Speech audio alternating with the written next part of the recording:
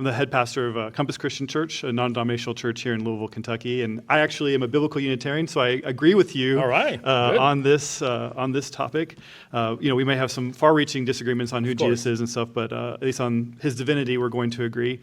And I know that we have people here that are going to strongly disagree with me on this, so I'm going to be very quick here as much as I can.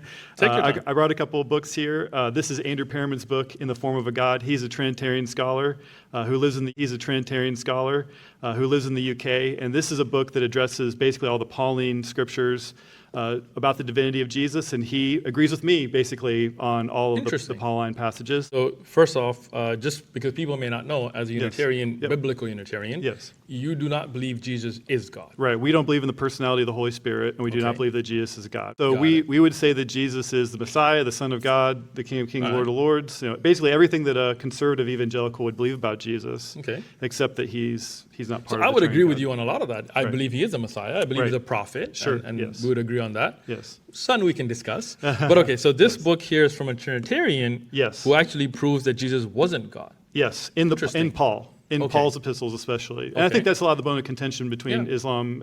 You tend to reject, I think, a lot of the Paul's epistles and things like that. Or at least portions of it. Sure. Yes. So anyway, this is a good book for that. This is a book by my friend Dale Tuggy. He is one of the foremost Unitarian apologists around today.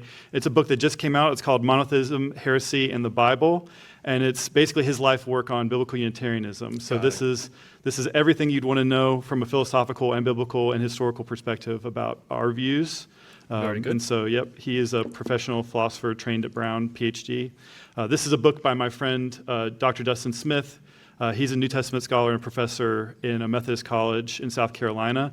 This is a book showing how wisdom Christology better explains the Gospel of John, the prologue of John, all the difficult passages in John that seem to indicate that Jesus is God. He's going to argue that incarnation language comes from rabbinic or pre-rabbinic Second Temple Jewish texts. Things that were in the Apocrypha or in the earlier books like Baruch and things like that. So he's going to prove incarnation comes from a Jewish background. Unfortunately, you have been voted out by the majority.